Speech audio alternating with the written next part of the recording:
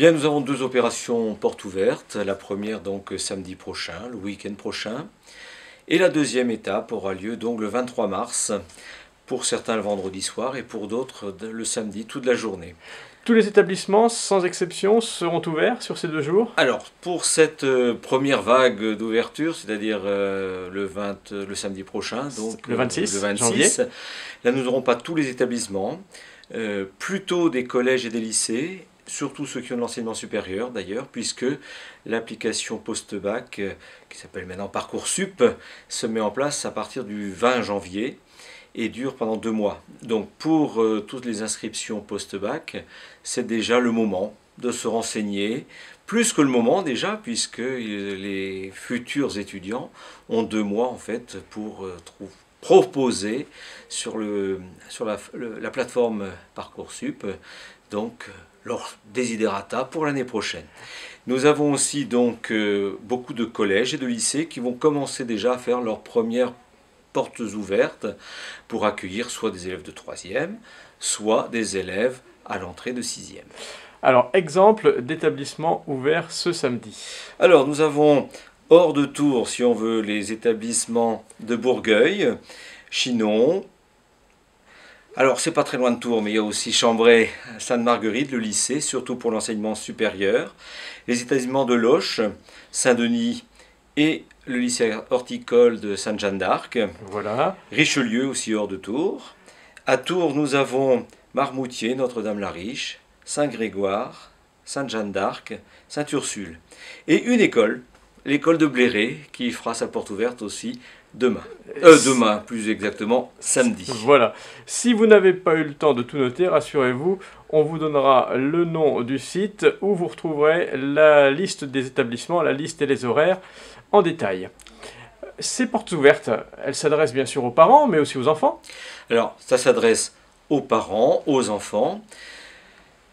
Les portes ouvertes, c'est déjà venir voir, découvrir un établissement. Donc, voir les locaux, c'est ça? Voir les locaux.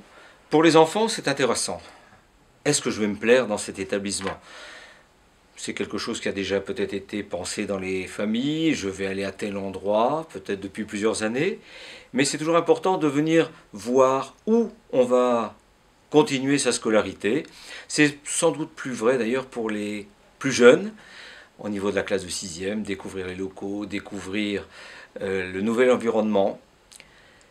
Pour les plus vieux, c'est-à-dire pour l'entrée en seconde, nous sommes peut-être plus sur de l'orientation.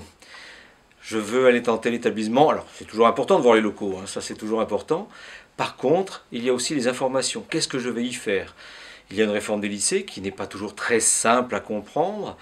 Et donc, c'est important pour certaines familles, pour les jeunes, bien entendu, de voir, alors, qu'est-ce que je vais faire cette année? Plus exactement dès la rentrée prochaine, qu'est-ce que je vais faire l'année suivante, l'année après? Est-ce que l'orientation se prévoit sur quand même plusieurs années? C'est ça. Et en seconde, c'est le seconde, moment. C'est le moment. Troisième, seconde, première, dans une moindre mesure en fait de la terminale. Je pense que c'est surtout la troisième, seconde et première sont des vraies années d'orientation. La terminale, du fait du calendrier, où pour le 20 mars tout doit être bouclé pratiquement, c'est un peu tard pour se renseigner. Donc profitons des années de troisième, seconde et première pour travailler sur ce vaste domaine de l'orientation. Est-ce que ces journées portes ouvertes sont également l'occasion pour les familles d'inscrire leurs enfants? Ou est-ce déjà trop tard? Alors ça dépend. Pour certains, ce sera l'occasion de faire une préinscription. Pour d'autres établissements, oui, il faut le dire, c'est déjà un peu tard. C'est déjà un peu tard. Donc la porte ouverte, c'est déjà de découvrir les locaux pour ceux qui sont déjà inscrits. Mais pour beaucoup, c'est encore possible.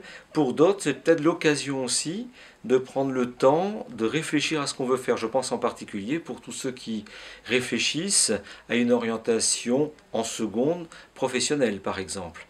Ça, c'est souvent une orientation vraiment mûri, réfléchi, qui prend son temps, et donc les inscriptions se font sans doute un petit peu plus tard, donc là c'est plutôt une découverte.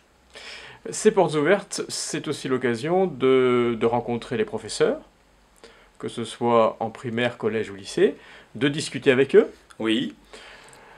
C'est aussi l'occasion de se renseigner sur, entre guillemets, la philosophie d'établissement, ses valeurs, ce qui l'anime, ce qui le préoccupe, le projet en quelque sorte. Voilà, chaque établissement, même si ce sont tous des établissements catholiques, ce sont des entités différentes, avec chacun leur propre projet, leurs propres valeurs qu'ils véhiculent souvent depuis des années et des années. Donc chaque établissement est différent. Et c'est pour ça que les portes ouvertes sont quelque chose d'important.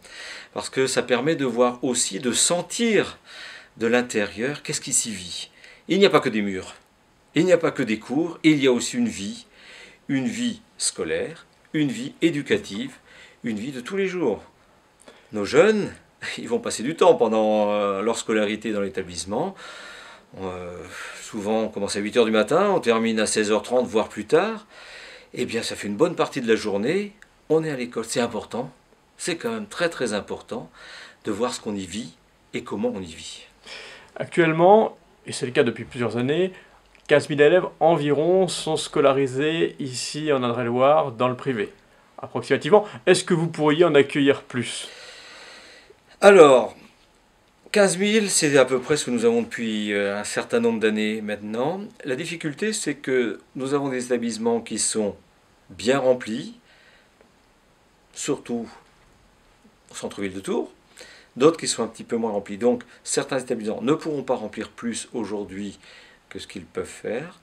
D'autres, par contre, il y aura de la place jusqu'au dernier moment. Donc, renseignez-vous, vous qui nous écoutez. Certains établissements sont déjà pleins.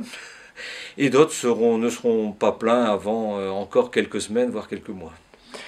Ces portes ouvertes, en résumé, c'est un rendez-vous incontournable? Ah, c'est un rendez-vous incontournable.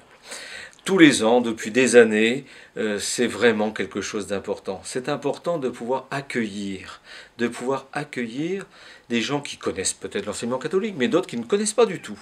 C'est aussi pour nous l'occasion d'ouvrir nos portes et de dire, voilà, vous n'avez jamais peut-être rencontré l'enseignement catholique, venez nous voir, venez découvrir, venez et voyez, et vous déciderez après.